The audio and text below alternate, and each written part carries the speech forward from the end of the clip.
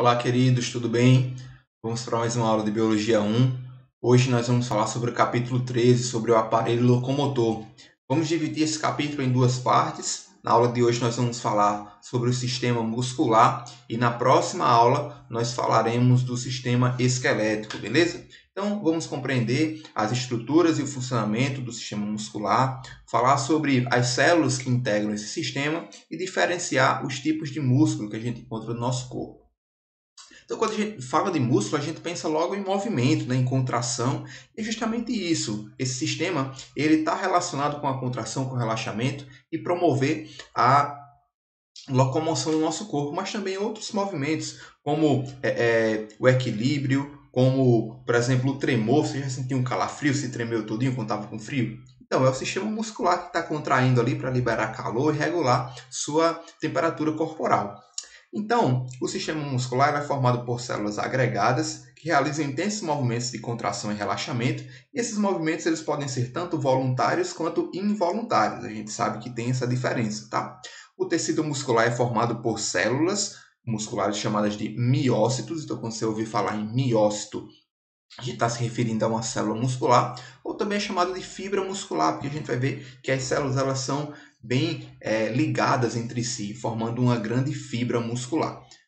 A gente tem três tipos, basicamente, de tecido muscular. Nós temos o tecido não estriado ou liso, que vai apresentar miócitos mononucleados e apenas estrias longitudinais, não apresenta as estrias transversais, por isso que é chamado de liso. Já o tecido estriado cardíaco, ele vai apresentar poucos núcleos e também tem uma contração involuntária, né, porque está relacionada ao músculo cardíaco, é uma contração também rítmica e é exclusivo do coração. Já o músculo estriado esquelético está associado ao esqueleto, como o próprio nome sugere, e apresenta contração voluntária e também os seus miócitos eles apresentam estrias tanto longitudinais quanto transversais. E essas estrias transversais dá justamente esse nome de músculo estriado. Então, falando sobre cada um deles, ó, tecido muscular liso, o não estriado, é aquele que compõe os nossos órgãos internos, os vasos sanguíneos, tá? Que tem aquela contração que a gente não controla. Por exemplo, o nosso estômago, ele faz movimentos peristálticos para enviar o alimento para o restante do trato digestório. Então, essa contração ela é involuntária. E o músculo que compõe esse órgão é uma musculatura lisa, não estriada.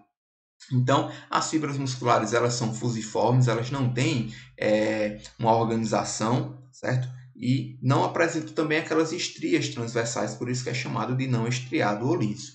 Já o músculo estriado cardíaco já vai apresentar as estrias, tá? E os músculos cardíacos eles têm algumas estruturas particulares. Eles apresentam essas ramificações entre as células, que é chamada de anastomose. E essas ramificações permitem que as células elas se conectem entre si, formando várias outras fibras. E na junção entre uma célula a outra, a gente tem os discos intercalares. E esses discos, quando chega um estímulo em uma célula, ele é facilmente passado para outra e se espalha rapidamente, fazendo aquela contração sistêmica e regulada da musculatura cardíaca. Já a musculatura estriada esquelética é formada por fibras muito longas com vários núcleos, porque são várias unidades celulares que estão unidas umas às outras. O núcleo fica pela periferia dessa célula muscular e elas estão dispostas, as fibras musculares, elas estão dispostas longitudinalmente do citoplasma perto dessa célula. As fibras musculares ou miofibrilas que compõem a célula muscular é basicamente as fibras de miosina e as fibras de actina, um filamento grosso e um filamento fino. Então, essas duas elas são muito importantes porque elas estão interagindo sempre entre si para promover o movimento, a contração muscular. Falando sobre o tecido esquelético ainda, a gente vê que ele tem a sua inserção por meio dos tendões, certo? A gente tem várias camadas que formam esse músculo. A gente tem a fibra muscular, a célula muscular, o miócito. A união dessas células, desses miócitos, forma o feixe muscular. E o feixe muscular é envolvido pelo endomísio, é uma membrana, um tecido que envolve esse feixe de várias células musculares. Vários endomísios, vários feixes, né? A gente vê um outro tecido envolvendo esse feixe chamado de perimísio. Aqui ó, eu tenho vários feixes musculares de fibras musculares, e aqui o perimísio envolve esses miócitos, enquanto que o epimísio vai envolver todo o tecido, todo esse conjunto de fibras de feixes muscular, certo? Envolve todo o conjunto. A gente tem também, compondo a fibra muscular, nós temos o sarcolema. O sarcolema é a membrana plasmática que compõe essa fibra muscular, e o sarcolema forma uns túbulos T. O túbulo T é responsável por transportar alguns componentes por dentro da célula, principalmente o cálcio, que a gente vai ver um pouco mais à frente. E o sarcolema, ou o sarcoplasma, melhor dizendo, é o citoplasma da célula muscular. Esse citoplasma, ou esse sarcoplasma, vai ser rico em mitocôndrias e também em mioglobina, mitocôndria, pela atividade celular de produção de energia, beleza? Então, queridos, ainda falando do tecido muscular estriado esquelético, nós temos algumas posições, alguns locais que a gente classifica, que a gente determina, delimita nessa unidade da fibra muscular. Nós temos aqui que as fibras musculares, essas miofibrilas, essas unidades, elas vão se repetir ao longo do músculo. E cada miofibrila é denominada de sarcômero ou miômero. Essa unidade aqui é chamada de sarcômero, é a unidade contrátil do músculo. É isso daqui que vai fazer o músculo contrair. Só que a gente tem vários sarcômeros, um de lado do outro, certo? Esses sarcômeros eles são formados por várias regiões. Eu tenho a banda I, que é a banda de inserção da actina, perdão, inserção da actina nessa linha Z. A linha Z é a linha que limita cada sarcômero. E aqui no meio eu tenho uma zona H ou banda H, que a região se localiza apenas nos filamentos de miosina, que é esse laranjinha aqui.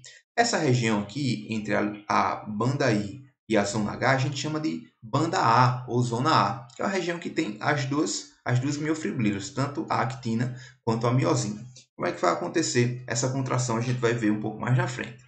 Queria apresentar para vocês alguns músculos que compõem o nosso sistema muscular. A gente pode agrupá-los em algumas regiões, como cabeça e pescoço.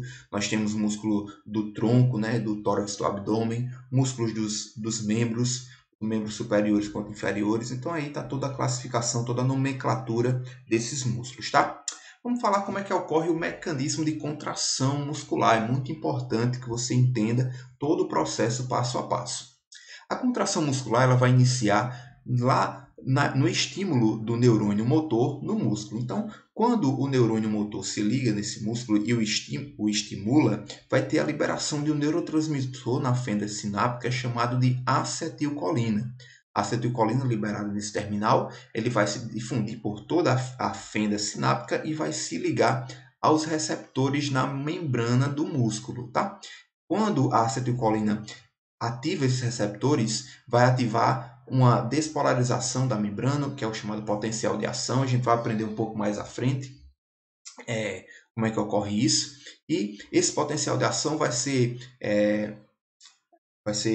transmitido ao longo da membrana plasmática pelos túbulos T até chegar no retículo sarcoplasmático. Esse retículo sarcoplasmático é semelhante ao retículo endoplasmático que a gente vê em células normal. Só que esse retículo sarcoplasmático, que só aparece em célula muscular, ele é rico em cálcio. Então, quando o potencial de ação trazido pelos túbulos T estimula o retículo sarcoplasmático, ele vai liberar cálcio, tá? Então, quando o cálcio é liberado no músculo, aí ele vai começar a estimular aquele movimento e a interação entre a actina e a miosina. Olha só aqui embaixo como é que acontece. No filamento de miosina, existe outro filamento chamado de troponina, que é esse branquinho aqui com roxo. Então, a troponina, ele bloqueia o sítio de ligação da actina na miosina, porque tem que ter a interação da actina se ligando na miosina para fazer o movimento da fibra muscular. Quando a troponina bloqueia esse sítio de ligação, ele não tem como se ligar e fazer o movimento, tá? Então, são os íons cálcios que se ligam no filamento de troponina e ele vai liberar o sítio de ligação da miosina, da actina na miosina. Então, vai tendo essa ligação, então vai ter os ciclos de formação e quebra de ligação cruzada da miosina, somados à hidrólise de ATP, porque também precisa de ATP para essa contração muscular, deslizam um filamento fino em direção ao sarcômero, ao centro do sarcômero, melhor dizendo. Então, olha só, a miosina, ela está fixa lá a linha Z, que é o limite lá do sarcômero, e a actina, quando puxa essa miosina, ela contrai todo o sarcômero, toda a estrutura contrátil, toda a unidade contrátil desse músculo. Então, é o movimento da actina com a miosina que puxa esse sarcômero fazendo essa contração. Certo? Então, depois que tem a contração, o cálcio ele reabsorvido, né, pelo retículo sarcoplasmático. Então, aqui a gente tem canais de cálcio, dependendo de voltagem, também de ATP, certo? A gente tem uma bomba de cálcio aqui que vai recuperar esse cálcio do citoplasma, certo? Da célula muscular. E depois, quando tem o desligamento do cálcio, a troponina vai bloquear o sítio de ligação da miosina e a actina se desliga, não consegue mais ligar. E aí a gente tem um relaxamento da contração, beleza? Então, tem todo esse processo aí de contração muscular, tá bom? Fica ligadinho que eu vou deixar um vídeo para vocês aí na plataforma para vocês assistirem e pegar todo o processo de contração muscular, ok? Chegando ao final da nossa aula, nós temos a classificação de algumas fibras musculares. Nós temos fibra do tipo 1 e do tipo 2. Qual é a diferença entre elas? As fibras do tipo 1, elas são fibras bastante vermelhas, porque elas possuem muitas mitocôndrias, também muita mioglobina, que vai captar o oxigênio, e muitos vasos sanguíneos, que vai levar o oxigênio. Essas fibras musculares do tipo 1, elas são fibras aeróbicas, ou seja, que fazem respiração aeróbica e vai produzindo ATP por meio dessa respiração. A produção de ATP ela é relativamente lenta, porque tem todo o processo de glicólise, ciclo de Krebs e fosforilação oxidativa, todo aquele processo de respiração aeróbica que a gente conhece. Então, a produção é sempre contínua, a produção de ATP nessas fibras musculares do tipo 1. Quem é rico, pessoas que são ricas em fibras do tipo 1, são, por exemplo, maratonistas, pessoas que fazem atividade de ciclismo, natação, né, aquelas provas de resistência. Por quê? Essas fibras elas demoram a fatigar, porque sempre vai ter o fornecimento de ATP, sempre vai ter o fornecimento de energia, de oxigênio, porque elas são bastante irrigadas. Já pessoas que possuem fibras do tipo 2, essas fibras possuem poucas mitocôndrias e poucos vasos sanguíneos. Então, a produção de energia vai ser basicamente anaeróbica, por meio da fermentação. Então, a produção de energia de ATP por meio da fermentação é muito pouca. Então, essas fibras se fadigam rapidamente. Então, esses atletas, por exemplo, que fazem aqueles velocistas que fazem prova de 100 metros rasos, que precisam de uma força muito rápida. Então, o fornecimento de energia é rápido, só que no instante acaba, porque é pouco produzido, certo? Então, elas são até mais esbranquiçadas, assim, devido à ausência de vaso sanguíneo, de mioglobina, certo? E elas fadigam rapidamente, ok? Então, esses são os dois tipos, as duas classificações de fibras musculares, para vocês se ligarem aí. E, por fim, para a gente classificar os tipos de contração muscular, os tipos de fibras musculares, de acordo com a contração, nós temos músculos agonistas e antagonistas. Os músculos agonistas e antagonistas, eles agem de forma alternadas, inversas, como o próprio nome já sugere. Por exemplo, a contração do nosso cotovelo, nós temos o bíceps e o tríceps, né? Então, se nós temos, deixa eu ver se eu consigo posicionar aqui, o bíceps e tríceps. Então, se a gente contrai o bíceps, a gente relaxa o tríceps. Então, o bíceps nessa contração é o agonista, que é como se fosse o protagonista do movimento, e o antagonista é o tríceps que relaxa. Tá? Então, quando a gente relaxa o braço, é o tríceps quem contrai, agora ele é o agonista e o bíceps é o antagonista. A gente tem aqui a representação da contração do braço, da flexão do cotovelo. A gente tem também músculos sinergistas que auxiliam para estabilizar a articulação. Tá? Por exemplo, existe todo o músculo que segura a articulação para não deixar o movimento ficar meio falho. Né? E a gente também tem os músculos fixadores que vão auxiliar no movimento dos músculos agonistas, ok? Então, basicamente é isso, gente. para a gente finalizar essa primeira parte do sistema locomotor, vou deixar para vocês alguns exercícios lá do nosso capítulo, certo? Questão 8, 10, 12, 14, 15 dos contextualizados e a 16 do aprofundamento. E também lá na plataforma, como eu disse a vocês, vou deixar um videozinho falando sobre a contração muscular esquelética, todo aquele processo de estímulo, de interação de actina com miosina, para vocês entenderem direitinho, beleza? Então é isso aí, nós finalizamos por aqui nossa aula, nós nos encontramos no nosso Tira Dúvida e até a próxima. Falou!